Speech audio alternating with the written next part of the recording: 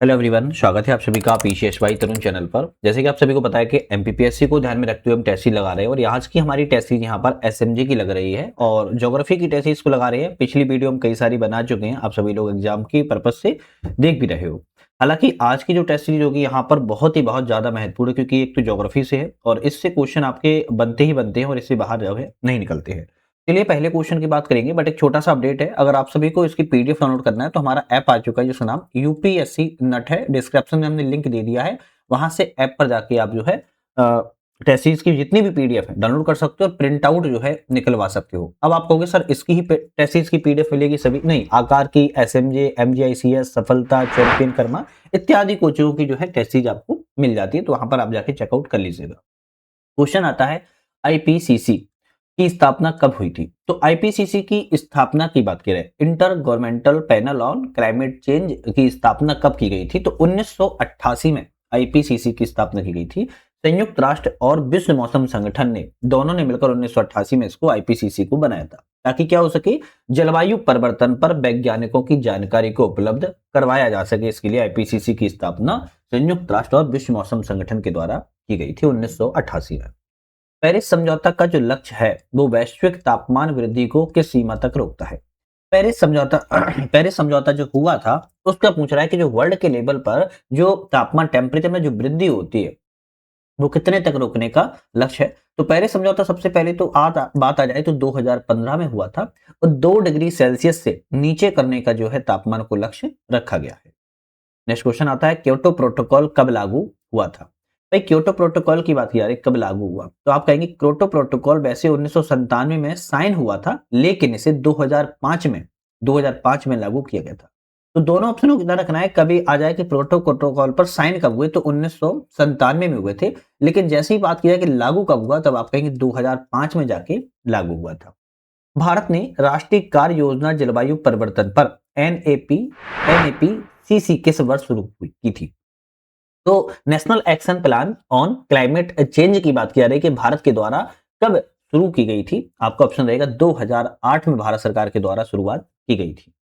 इसी तरह next question आता है कि पृथ्वी पर औसतन तापमान पिछले 100 वर्षों में लगभग कितना बढ़ गया है? पूरी पृथ्वी पर 100 वर्षों में लगभग तापमान की बात करें कितना बढ़ गया है? आपका ऑप्शन रहेगा 1.1 डिग्री सेल्सियस जो है आपका बढ़ता हुआ नजर आ रहा है। 2 डिग्री सेल्सियस लक्ष्य किस रिपोर्ट में पहली बार सुझाया गया है? तो 2 डिग्री का जो लक्ष्य है तापमान का, वो किस रिपोर्ट में सबसे पहले बताया गया था, सुझाया गया है? आपका ऑप्शन रहेगा रिटर्न रिव्यू में बताया गया था, सबसे पहले रिटर्न रिव्यू में बताया गया है। कार्बन फुटप्रिंट क्या अर्थ होता है? जो कार्बन फुटप्रिंट होते हैं उसका अर्थ क्या होता है? तो किसी व्यक्ति या देश के द्वारा छोड़ा गया जो कुल ग्रीन हाउस गैस उत्सर्जन होता है उसे कार्बन फुटप्रिंट के रूप में हम जानते हैं। कार्बन अब व्यापार भी होने लगा है ना, कार्बन का अब व्यापार भी होने लगा है। जितने भी देश कार्बन फुटप्रिंट कम बनाते हैं वो आपके प्लस में रहते हैं, जो ज्यादा बनाते हैं उनको क्रेडिट खरीदने पर पड़ते हैं। तो इस पर पूरी थ्योरी है, आप उसको पढ़ सकते हो। जलवायु परिवर्तन का मुख्य प्रभाव क्या है? जलवायु परिवर्तन का मुख्य प्रभाव वैश्विक तापमान, ग्लोबल वार्मिंग है, समुद्र स्तर में वृद्धि, सी लेवल राइज हो जाना है, वर्षा चक्र में बदलाव, है ना। तो तीनों ही ऑप्शन आपके जलवायु परिवर्तन को देखने को मिलते हैं। डी ऑप्शन यहाँ पर सही हो जाएगा। निम्नलिखित में से किस राज्य को भारत का पहला कार्बन मुक्त राज्य होने का गौरव प्राप्त है? भारत का पहला कार्बन मुक्त राज्य होने का गौरव प्राप्त हिमाचल प्रदेश राज्य को ऑप्शन में होना चाहिए। हाँ, ये रहा, हिमाचल प्रदेश राज्य को है कार्बन मुक्त होने का गौरव प्राप्त। और हिमाचल प्रदेश को 2010 में भारत का पहला कार्बन तटस्थ गांव के रूप में जो है दर्जा दिया गया था। नेक्स्ट आता है क्लाइमेट स्मार्ट एग्रीकल्चर का मुख्य उद्देश्य क्या है? क्लाइमेट स्मार्ट एग्रीकल्चर का मुख्य उद्देश्य तो कृषि उत्पादन को बढ़ाना एवं जलवायु परिवर्तन के प्रति अनुकूल बनाना। ए ऑप्शन आपका यहाँ पर क्लाइमेट स्मार्ट एग्रीकल्चर का उद्देश्य है। जलवायु परिवर्तन के कारण हिमालय की ग्लेशियर पिघलने में कौन सा खतरा बढ़ता है?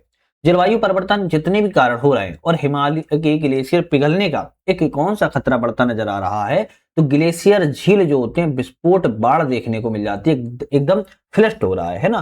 तो एकदम से क्या हो रही है कि विस्फोट बाढ़ ग्लेशियर झील में सबसे ज्यादा जलवायु परिवर्तन के कारण देखने को मिल रहा है। अच्छा, एक हमारा कोर्स चल रहा है ऐप पर ही जिसमें हम MPPSC prelims practice series PPS के नाम से चला रहे हैं, जहां पर आपको यूनिट वाइज जो है एमसीक्यू को हम कवर करवा रहे हैं। तो एक बार जाके ऐप पर जाना है यूपीएससी नेट पर, उस पर जाके आप लोगों को देख लेना है, वहां पर ये कोर्स बहुत इंपॉर्टेंट है, एमपीपीएससी के लिए जरूर देख लीजिएगा। आईपीसीसी की नवीनतम रिपोर्ट 2000 के अनुसार समुद्र स्तर में 2100 तक लगभग कितना बढ़ सकता है तापमान? तो ऑप्शन रहेगा जो आईपीसीसी की रिपोर्ट आ रही है, इसके अनुसार कहा जा रहा है कि समुद्र स्तर में जो 2100 तक लगभग जो तापमान बढ़ सकता है वो आपका 20 सेंटीमीटर तक बढ़ सकता है। 20 सेंटीमीटर तक की वृद्धि यहाँ पर हो सकती है, ध्यान रखिएगा। ठीक है, नेक्स्ट आता है क्वेश्चन, जलवायु परिवर्तन कार्य योजना जारी करने वाला भारत का पहला राज्य कौन सा है? तो जलवायु परिवर्तन पर कार्य योजना जारी करने वाला पहला राज्य दिल्ली है। कौन सा है? दिल्ली है, ध्यान रखिएगा।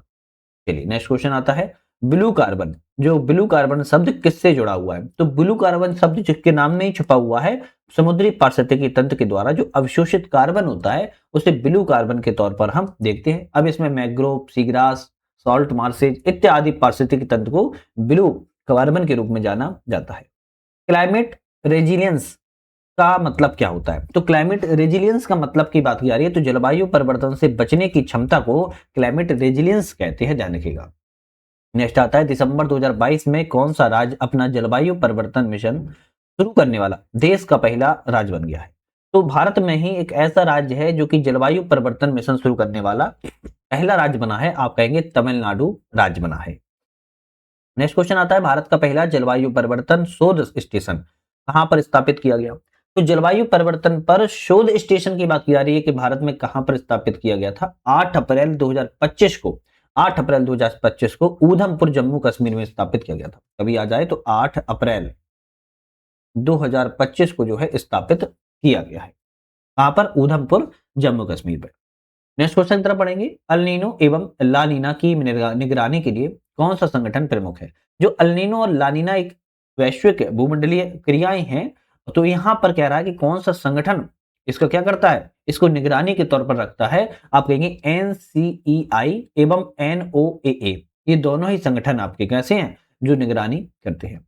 एल नीनो एवं ला नीना किस जलवायु पैटर्न से संबंधित है? तो एल नीनो और ला नीना जो है एनसो जलवायु पैटर्न से संबंधित है, इसको ध्यान रखिएगा, एनसो है ना। इसके बारे में आप लोगों ने प्राकृतिक जलवायु पैटर्न होता है, इसको है प्रभावित करता रहता है।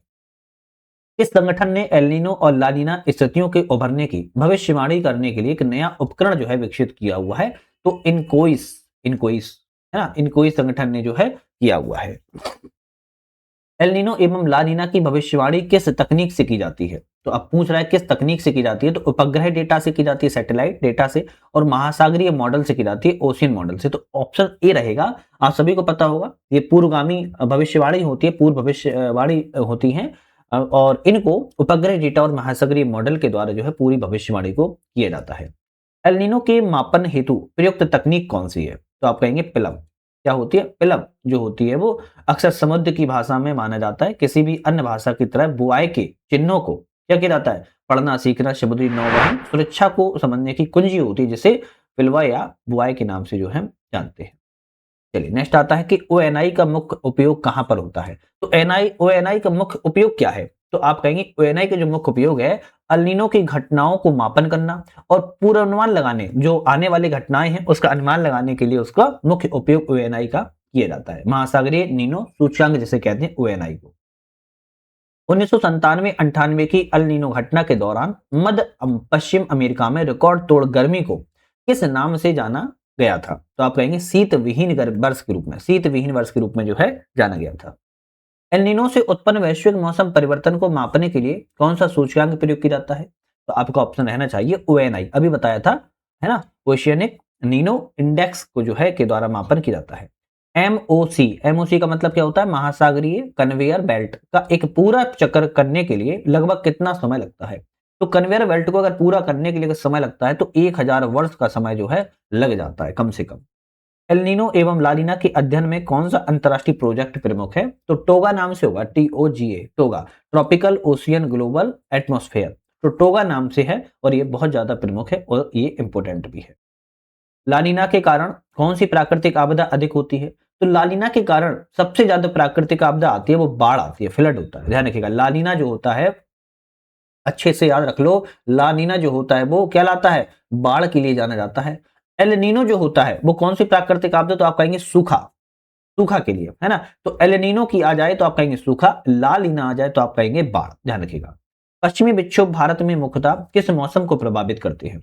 तो पश्चिमी विक्षोभ जो होते हैं शीत ऋतु, विंटर मौसम को प्रभावित जो है करते हैं। भारत के उत्तर पश्चिमी मैदान में पश्चिमी विक्षोभ के कारण होने वाली सर्दियों की बारिश धीरे धीरे कम हो जाती है। तो धीरे धीरे पश्चिम से पूरब की ओर चलते जाते हैं, कम होती नजर आती है।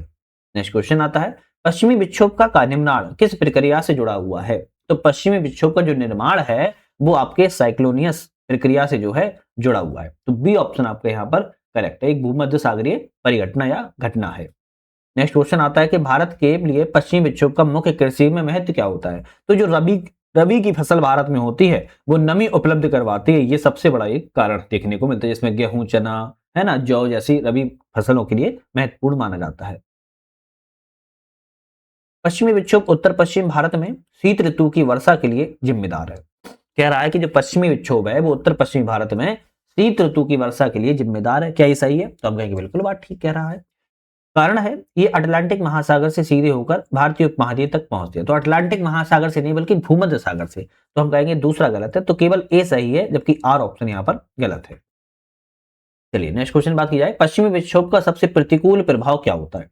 तो पश्चिम विक्षोभ का जो सबसे प्रमुख कारण है वो ओलावृष्टि से फसलों का नुकसान होना, ये सबसे बड़ा कारण। हालांकि फायदा भी होते हैं, लेकिन जब ओलावृष्टि हो जाती है तो कहीं ना कहीं नुकसान देखने को मिलते हैं। जब पश्चिम विक्षोभ आता है तो ग्लेशियरों में पानी बढ़ जाता है ना, बर्फ बढ़ जाती है, तो ये भी अपनी अच्छी चीज है। लेकिन ओलावृष्टि जब हो जाती है तो फसलों को नुकसान भी देखने को मिलता है। पश्चिमी चक्रवाती विक्षोभ भारत में किसके द्वारा लाए जाते हैं? पश्चिमी चक्रवाती विक्षोभ जो है आपके पश्चिमी जेट स्ट्रीम आते हैं, पश्चिमी जो जेट स्ट्रीम आते हैं उनके द्वारा जो है लाए जाते हैं। पश्चिमी विक्षोभ से होने वाली वर्षा का स्वरूप सामान्यतः कैसा होता है? तो आप कहेंगे हल्की होती है, निरंतर चलती रहती है और एक लंबे समय तक चलती है। तो व्यापक, हल्की और निरंतर होती है, जो कि पश्चिमी जेट के द्वारा भारत में इनको लाया जाता है। पश्चिमी विक्षोभ किस प्रकार की वर्षा करते हैं? तो पश्चिमी विक्षोभ किस प्रकार की वर्षा? चक्रवाती वर्षा के रूप में इनको जाना जाता है, साइक्लोनिक रेनफॉल के रूप में इनको जाना जाता है। नेक्स्ट क्वेश्चन आता है कि पश्चिम विक्षोभ एवं मानसून की उत्पत्ति में क्या अंतर है? पश्चिमी विक्षोभ और मानसून की उत्पत्ति दोनों में क्या अंतर बात की जा रही है? तो पश्चिमी विक्षोभ भूमध्य सागर क्षेत्र से होने वाली वर्षा है, जबकि मानसून हिंद महासागर से होने वाली वर्षा है। तो ये आपका सबसे बड़ा कारण है, बी ऑप्शन सही है। एंसो की दो मुख्य अवस्थाएं कौन सी होती हैं? तो एंसो तो आप सभी ने नाम सुना होगा। एंसो की दो मुख्य अवस्थाओं को, एक तो एल नीनो, दूसरी ला लीना। ये एल नीनो और ला लीना एंसो के लिए सबसे ज्यादा जिम्मेदार हैं। ध्यान रखिएगा, एंसो में जो एल नीनो होता है वो गर्म महासागर और ला लीना जो होता है वो ठंडा महासागर की दो अवस्थाएं होती हैं। ध्यान रखिएगा, तो एल नीनो की बात की जाए तो कैसी होगी? आप कहेंगे हॉट, गर्म होगी, और ला लीना की बात की तो आप कैसी होगी? कोल्ड होगी। ध्यान रखिएगा, तो एंसो की ये दो मुख्य अवस्थाएं देखने को मिलती हैं। एल नीनो की घटना के साथ जुड़ी है, किसके साथ जुड़ी है? तो आप कहेंगे ग्लोबल वार्मिंग के साथ जो है एल नीनो की घटना जुड़ी हुई है। निम्नलिखित में से कौन सा एल नीनो का प्रभाव नहीं है? तो इन चारों में एल नीनो का प्रभाव कौन सा नहीं है? तो भूमध्य रेखीय वायुमंडलीय परिसंचरण में विकृति उत्पन्न, हाँ ये तो कर देता है। समुद्री जल के वाष्पन में अनियमितता उत्पन्न, हाँ ये भी कर देता है। इसके कारण समुद्र में मछलियों की संख्या कम हो जाती है, हाँ ये भी सही है कि समुद्र में जो मछलियां होती हैं वो संख्या कम हो जाती है। चौथा कहता है कि पेरू तट के जल का तापमान कम नहीं कर देता बल्कि बढ़ा देता है। तो ऑप्शन कहेंगे हम डी वाला यहाँ पर जो है आपका गलत है। ठीक है, तापमान में वृद्धि कर देता है पेरू तट। पेरू तट बोले तो आपके अफ्रीका की बात की जा रही है, जो अफ्रीका है ना, इस टाइप में जो अफ्रीका बना हुआ है, ये आपका जो पेरू तट है यहाँ पर क्या होता है? टेम्परेचर को बढ़ा देता है बल्कि कम नहीं करता है। भारत में निम्नलिखित में से किस तटीय प्रदेश में उत्तर पूर्वी मानसून से वर्षा होती है? उत्तर पूर्वी मानसून से किस तट प्रदेश में वर्षा होती है अगर पूछा जाए तो आपका ऑप्शन है कोरोमंडल तट। अब ये कोरोमंडल तट का मतलब क्या है? तो भारत में जो तमिलनाडु राज्य है यहाँ पर वर्षा भारत के उत्तर पूर्वी लौटते हुए मानसून से होती है, जो बंगाल की खाड़ी से हवाएं क्या करती हैं? आर्द्रता को भर लेती हैं। इस स्थान की जलवायु की भविष्यवाणी करने के लिए मौसम की विविधताओं पर विचार करने के लिए लगने वाली न्यूनतम अवधि कितने वर्ष की है? तो कम से कम अवधि जो होती है 30 साल की होती है। इसे दीर्घकालीन रूप को संज्ञा जो है दी जाती है, दीर्घकालीन संज्ञा दी जाती है। भारत में निम्नलिखित में से किस भाग में गर्मियों में पहला मानसून आता है? तो भारत में किस भाग में सबसे पहले मानसून आता है? तो आप कहेंगे पश्चिमी घाट में, है ना। सबसे पहले पश्चिमी घाट में ही तो बारिश होती है 1 जून को। तो हम कहेंगे पश्चिमी घाट में भारत में सबसे पहले मानसून का आगमन केरल राज्य से जो है प्राप्त होता है।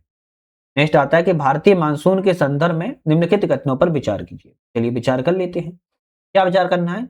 विचार करना है यहाँ पर, ऑप्शन है क्या, हाँ ठीक है, विचार करना है भारत मानसूनी हवाएं, स्थिर हवाएं और प्राकृतिक स्पंदन नहीं, ऐसा तो नहीं है। दूसरा कहता है भारत की अरब सागर शाखा और बंगाल खाड़ी की शाखा में वर्षा उत्पन्न करने वाली दो प्रणालियां हैं, हाँ बिल्कुल ठीक है। भारत जो है आपका, बात की जाए तो अरब सागर और बंगाल की खाड़ी दोनों ही शाखाओं से जो है वर्षा की प्रणालियां प्राप्त करता है, तो हम कहेंगे यहां पर केवल आपका दूसरा वाला ऑप्शन जो है सही है, दूसरा वाला सही है। मानसूनी हवाएं जो होती स्थिर नहीं होती हैं, दिशा वार्षिक रूप से जो है परिवर्तित करती रहती हैं। नेक्स्ट क्वेश्चन आता है कि दक्षिण पश्चिम मानसून के बारे में दो कथनों पर विचार करना है। चलिए क्या विचार करना है? विचार करना है कि दक्षिण पश्चिम मानसून भारत के लिए महत्वपूर्ण वर्षा ऋतु है, बिल्कुल बात ठीक है, तो सही है।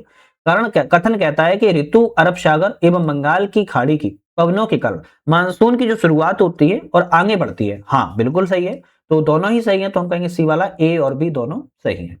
नेक्स्ट आता है कि भारत के किस राज्य में आकाशीय बिजली युक्त तूफान के कारण होने वाली वर्षा को चेरी ब्लॉसम कहते हैं?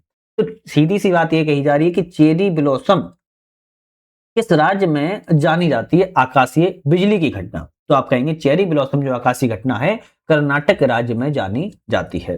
तो चेरी ब्लॉसम जो है सावर या कॉफी के लिए बहुत ज्यादा महत्वपूर्ण मानी जाती है। आम्र वर्षा सामान्यतः किस राज्य में होती है? आम्र वर्षा सामान्यतः कहां पर होती है? आप कहेंगे केरल राज्य में आम्र वर्षा देखने को मिलती है। चलिए 50 नंबर क्वेश्चन की बात कर रहे हैं। भारत के अधिकांश भाग में वर्षा होती है, कब होती है? तो आप कहेंगे भारत के अधिकांश भागों में जो वर्षा है जून से सितंबर के महीने में होती है। जून से सितंबर के महीने में भारत के अधिकांश भागों में वर्षा होती है।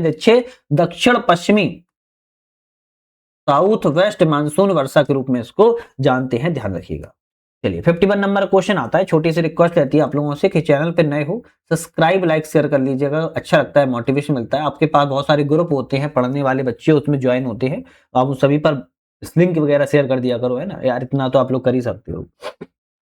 निम्नलिखित में से राज्यों में कौन सा राज्य पहले दक्षिण पश्चिम मानसून से वर्षा प्राप्त करता है? तो कई बार चिक चिक के बताया मैंने, केरल राज्य है वर्षा सबसे पहले प्राप्त करता है, बी ऑप्शन करेक्ट है। प्री मानसून जिसे बौछार या नार्वेस्टर काल वैसाखी राज्य कहा जाता है, किन राज्यों में से संबंधित है? प्री मानसून बौछार या नार्वेस्टर काल वैसाखी किन राज्यों से संबंधित है? आपका ऑप्शन रहेगा पश्चिम बंगाल एवं असम राज्य से संबंधित है। नेक्स्ट क्वेश्चन आता है कि बारदौली छेड़ा आने वाले स्थानीय तूफान कहां पर नाम जाना जाता है? ऑप्शन रहेगा असम राज्य में, ध्यान रखिएगा असम में प्री मानसून बौछार या स्थानीय तूफान को छेड़ा के नाम से बोला जाता है। एशियाई मानसून की उत्पत्ति की व्याख्या के लिए क्लासिक सिद्धांत किसने प्रस्तुत किया है? एशियाई मानसून की जो उत्पत्ति होती है उसकी व्याख्या करना हो और क्लासिक सिद्धांत की बात किया तो एडमंड हेली के द्वारा जो है प्रस्तुत किया गया था। एडमंड हेली ने 1686 में एशियाई मानसून की उत्पत्ति के लिए यह क्लासिकल सिद्धांत को जो है दिया था।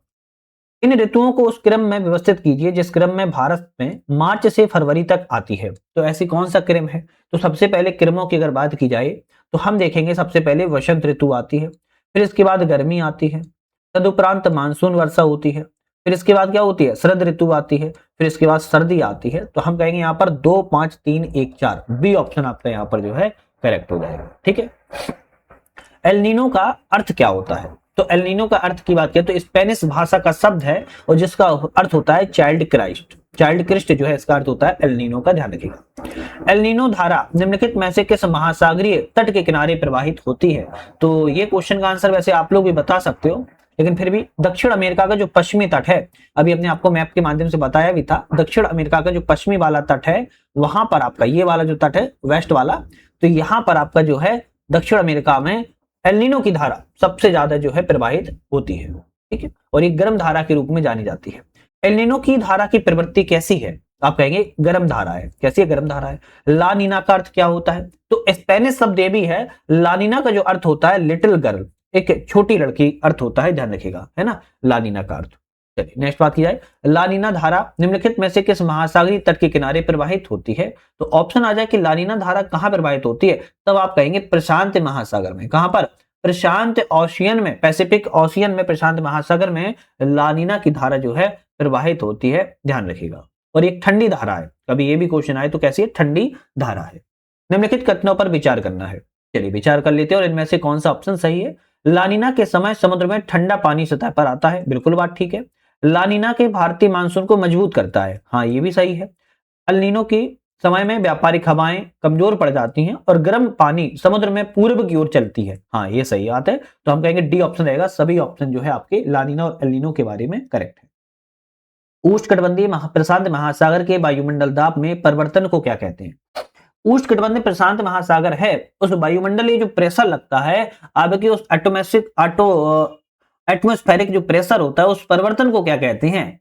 तो आप कहेंगे उष्ण प्रशांत महासागर में दक्षिणी दोलन के नाम से इसको जाना जाता है। सी ऑप्शन सही है। और दक्षिणी दोलन को ही हम एनएसओ के रूप में जो है जानते हैं शॉर्ट में, है ना, और एनसो के रूप में जानते हैं।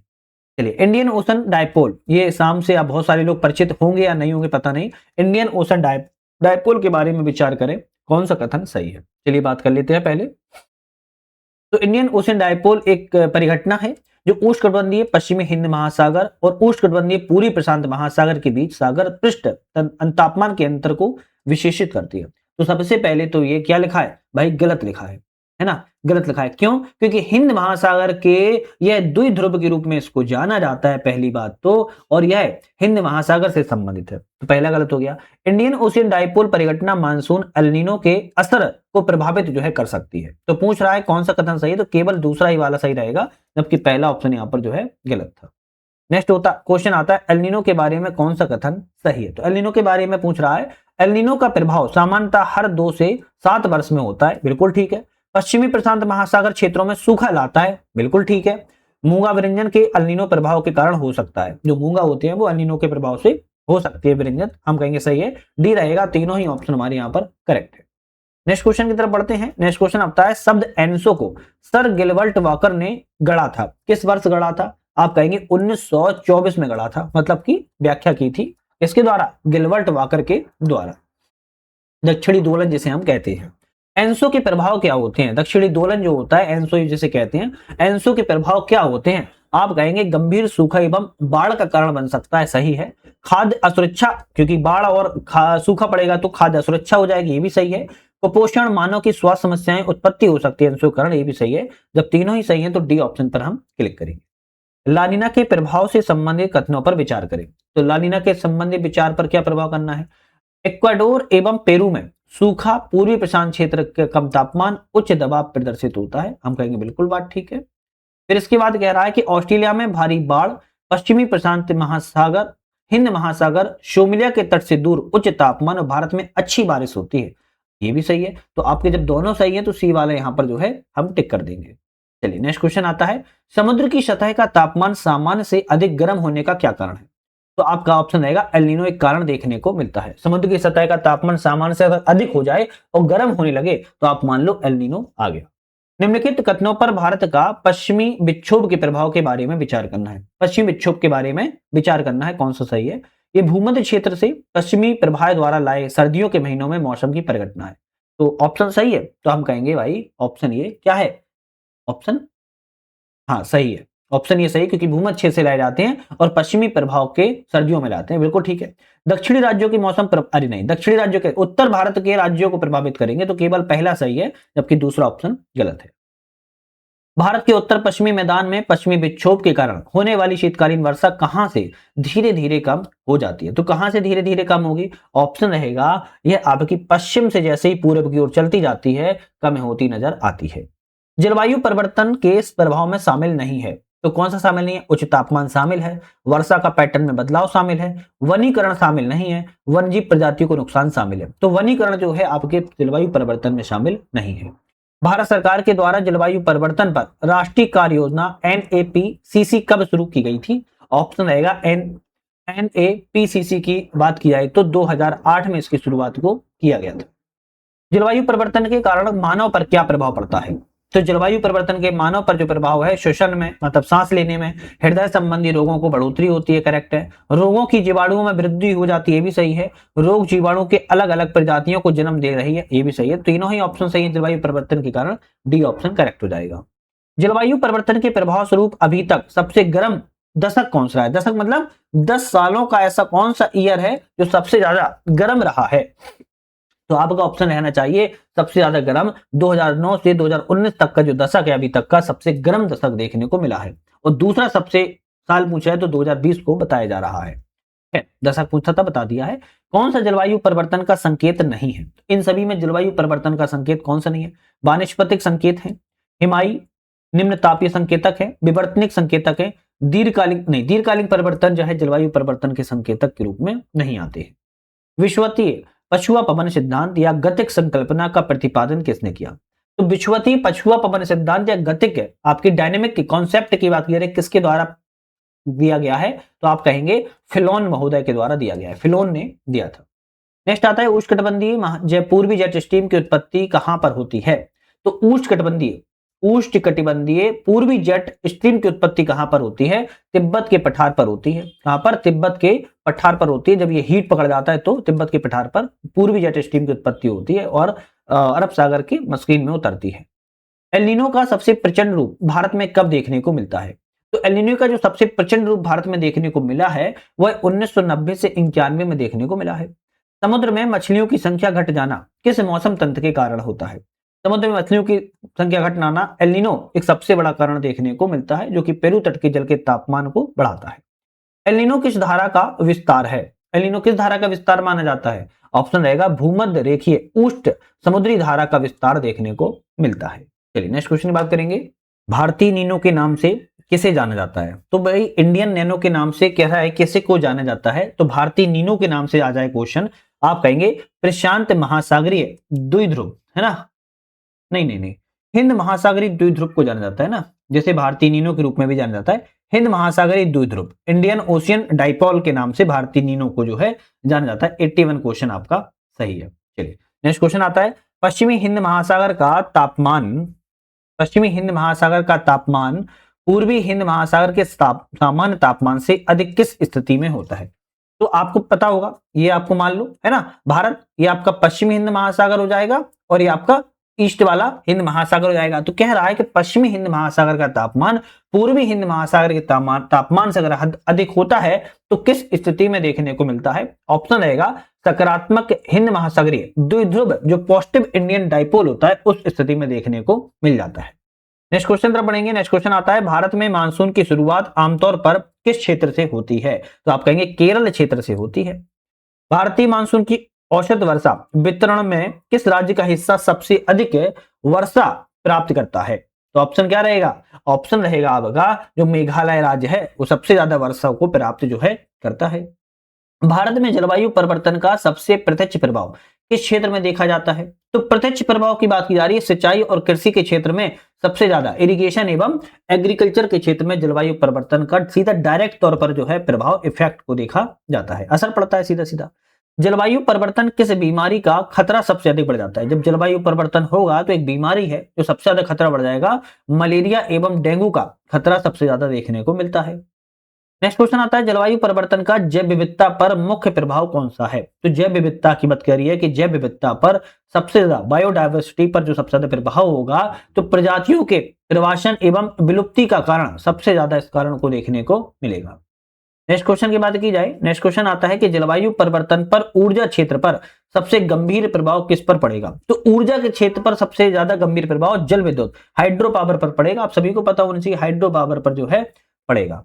भारत में किस राज्य को क्लाइमेट हॉट स्पॉट माना जाता है? क्लाइमेट हॉट स्पॉट किस राज्य को माना जाता है भारत में? आपका ऑप्शन रहेगा झारखंड राज्य को क्लाइमेट का हॉट स्पॉट के रूप में जाना जाता है। सबसे ज्यादा परिवर्तन की अनियमितता देखने को मिलती है। पेरिस समझौता 2015 का मुख्य लक्ष्य क्या था? जो पेरिस में समझौता हुआ था उसका लक्ष्य था कि औसत तापमान वृद्धि को 2 डिग्री सेल्सियस से नीचे रखना। यह सबसे बड़ा और प्रमुख कारण जो है बना हुआ था, ध्यान रखना है। जलवायु परिवर्तन का भारतीय मानसून पर क्या प्रभाव पड़ा है? तो जलवायु परिवर्तन क्या प्रभाव पड़ा? मानसून अधिक अनिश्चित होता जा रहा है और चरम होता जा रहा है। जलवायु परिवर्तन से भारतीय मानसून पर यह सबसे ज्यादा प्रभाव देखने को मिल रहा है। कहीं कहीं देरी से भी मानसून आ रहा है। जहां पहले बाढ़ थी वहां सूखा हो रहा है, जहां सूखा था वहां बाढ़ आने की अनिश्चितता देखने को मिल रही है। भारत की राष्ट्रीय कार्य योजना NAPCC का मुख्य मिशन कौन सा है? तो आप कहेंगे NAPCC का जो मुख्य मिशन है आपका राष्ट्रीय सौर मिशन के अंतर्गत जो है रखा जाता है, नेशनल सोलर मिशन के अंतर्गत। नेक्स्ट क्वेश्चन की बात की जाए, IPCC रिपोर्ट के अनुसार 2050 तक एशिया के किस हिस्से में समुद्र स्तर वृद्धि का खतरा सबसे ज्यादा देखने को मिला है? तो 2050 तक तो दक्षिण एशिया के तटीय क्षेत्र है वहां पर सबसे ज्यादा समुद्र स्तर में वृद्धि हो सकती है। इसमें भारत, बांग्लादेश, मालदीव के तट क्षेत्र शामिल किए जाते हैं। भारत में जलवायु परिवर्तन में सबसे अधिक प्रभावित क्षेत्र कौन सा है? तो भारत में जलवायु परिवर्तन को सबसे प्रभावित क्षेत्र है गंगा ब्रह्मपुत्र डेल्टा प्रभावित क्षेत्र है। भारत में हीट वेव की सबसे अधिक घटनाएं किस क्षेत्र में दर्ज की गई है? हीट वेव है ना, जो आपकी हीट वेव चलती रहती है गर्म एकदम, तो उस हीट वेव को सबसे ज्यादा घटनाएं किस क्षेत्र में देखने को मिलती है? तो उत्तर पश्चिम एवं मध्य भारत, नॉर्थ वेस्ट एवं सेंट्रल इंडिया में हीट वेव की घटनाएं देखने को मिलती है।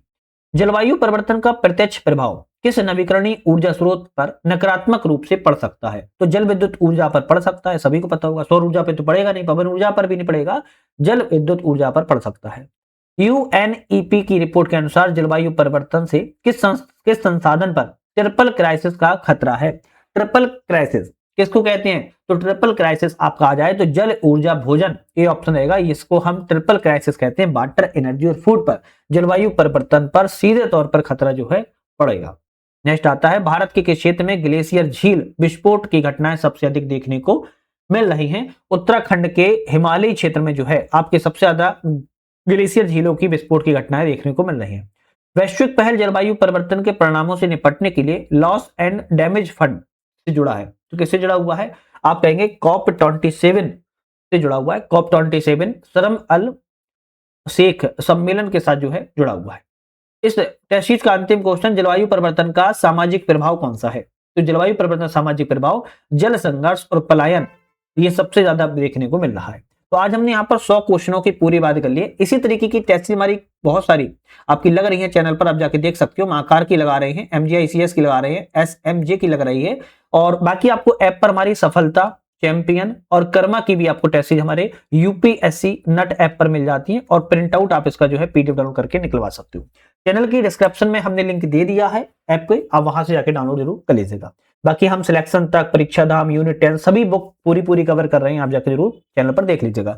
आज के लिए धन्यवाद।